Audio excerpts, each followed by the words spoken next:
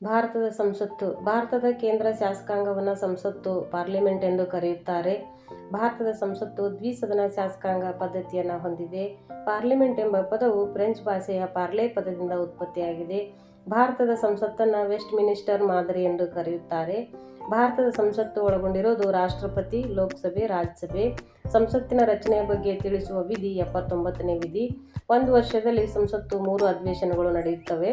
ಸಂಸತ್ತಿನ ಅಧಿವೇಶನ ಕರೆಯುವರು ರಾಷ್ಟ್ರಪತಿಗಳು. ಒಂದು ಅಧಿವೇಶನವನ್ನು ತಾತ್ಕಾಲಿಕ ಮತ್ತು ಅನಿರ್ದಿಷ್ಟ ಅವಧಿವರೆಗೆ ಮುಂದೂಡುವ ಅಧಿಕಾರವನ್ನು ಹೊಂದಿರುವವರು ಸಭಾಪತಿಗಳು. ಒಂದು ಅಧಿವೇಶನವನ್ನು ಶಾಶ್ವತವಾಗಿ ಮುಂದೂಡುವ ಅಧಿಕಾರ ಹೊಂದಿರುವವರು ರಾಷ್ಟ್ರಪತಿಗಳು. ರಾಜ್ಯಸಭೆ ಸಂಸತ್ತಿನ ಮೇಲ್ಮನೆ. ರಾಜ್ಯಸಭೆಯನ್ನು ಸಂಸತ್ತಿನ ಮೇಲ್ಮನೆ, ಹಿರಿಯರ ಸದನ, ಶಾಶ್ವತ ಸದನ ಎಂದು ವಿವಿಧ ಹೆಸರುಗಳಿಂದ ಕರೆಯುತ್ತಾರೆ. ರಾಜ್ಯಸಭೆಯನ್ನು ಕೌನ್ಸಿಲ್ ಆಫ್ ಸ್ಟೇಟ್ ಎಂದು ಕರೆಯುತ್ತಾರೆ. ರಾಜ್ಯಸಭೆಯ ರಚನೆಯ ಬಗ್ಗೆ ತಿಳಿಸುವ ವಿಧಿ 80ನೇ ವಿಧಿ. ರಾಜ್ಯಸಭೆ ಪ್ರಥಮ ಬಾರಿಗೆ ಅಸ್ತಿತ್ವಕ್ಕೆ ಬಂದಿದ್ದು ಏಪ್ರಿಲ್ 3, 1952. ರಾಜ್ಯಸಭೆ ಪ್ರಥಮ ಬಾರಿಗೆ ಸಭೆ ಸೇರಿದ್ದು ಮೇ 13, 1952. ರಾಜ್ಯಸಭೆಯು ಗರಿಷ್ಠ ಸದಸ್ಯರ ಸಂಖ್ಯೆ 250. ರಾಜ್ಯಸಭೆಯ ಪ್ರಸ್ತುತ ಸದಸ್ಯರ ಸಂಖ್ಯೆ 245. ರಾಜ್ಯಗಳಿಂದ ಆಯ್ಕೆ 229 ಸದಸ್ಯರು. ಕೇಂದ್ರಾಡಳಿತ ಪ್ರದೇಶಗಳಿಂದ 4 ಸದಸ್ಯರು. ರಾಷ್ಟ್ರಪತಿಗಳಿಂದ ನಾಮಕರಣ 12 ಜನ ಸದಸ್ಯರು. ಇನ್ನು ಕರ್ನಾಟಕ ವಿಧಾನಸಭೆಯಿಂದ ರಾಜ್ಯಸಭೆಗೆ 12 ಜನ ಸದಸ್ಯರು ಆಯ್ಕೆಯಾಗುತ್ತಾರೆ. ರಾಜ್ಯಸಭಾ ಸದಸ್ಯರ ಕನಿಷ್ಠ ಅರ್ಹತಾ ವಯಸ್ಸು 30 ವರ್ಷ. ರಾಜ್ಯಸಭೆ ಸದಸ್ಯರಿಗೆ ಅಧಿಕಾರಾವಧಿ 6 ವರ್ಷಗಳು.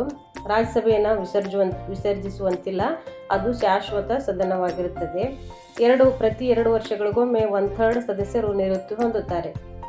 ಇನ್ನು ಉಪರಾಷ್ಟ್ರಪತಿಗಳು ರಾಜ್ಯಸಭೆಯ ಪದನಿಮಿತ್ತ ಅಧ್ಯಕ್ಷರಾಗಿರುತ್ತಾರೆ. ರಾಜ್ಯಸಭೆಯ ವಿಶೇಷ ಅಧಿಕಾರಗಳು.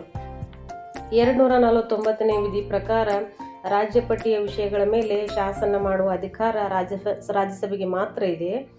312ನೇ ವಿಧಿ ಪ್ರಕಾರ ಕೇಂದ್ರ ಮತ್ತು ರಾಜ್ಯಗಳಲ್ಲಿ ಅಖಿಲ ಭಾರತ ಸೇವೆಗಳನ್ನು ಸೃಷ್ಟಿಸುವ ಮತ್ತು ರದ್ದು ಮಾಡುವ ಅಧಿಕಾರ ರಾಜ್ಯಸಭೆಗೆ ಮಾತ್ರ ಇದೆ. ಉಪರಾಷ್ಟ್ರಪತಿಯ ಪದಚ್ಯುತಿ ನಿರ್ಣಯ ರಾಜ್ಯಸಭೆಯಲ್ಲಿ ಮಂಡಿಸಬೇಕಾಗುತ್ತದೆ. ಲೋಕಸಭೆಯು ವಿಸರ್ಜನೆಗೊಂಡಾಗ ತುರ್ತು ಪರಿಸ್ಥಿತಿ ಒಪ್ಪಿಗೆ ನೀಡುವ ಅಧಿಕಾರ ರಾಜ್ಯಸಭೆಗೆ ಇದೆ. ಲೋಕಸಭೆಯಲ್ಲಿ ಮಂಡಿತವಾದ ಮಸೂದೆಯನ್ನು ಕೇವಲ 6 ತಿಂಗಳ ಕಾಲ ತಡೆಹಿಡಿಯುವ ಅಧಿಕಾರ ರಾಜ್ಯಸಭೆಗೆ ಇದೆ. ಸಂವಿಧಾನದ ತಿದ್ದುಪಡಿಗೆ ಸಂಬಂಧಿಸಿದಂತೆ ಲೋಕಸಭೆಗೆ ಇರುವಷ್ಟು ಅಧಿಕಾರ ರಾಜ್ಯಸಭೆಗೆ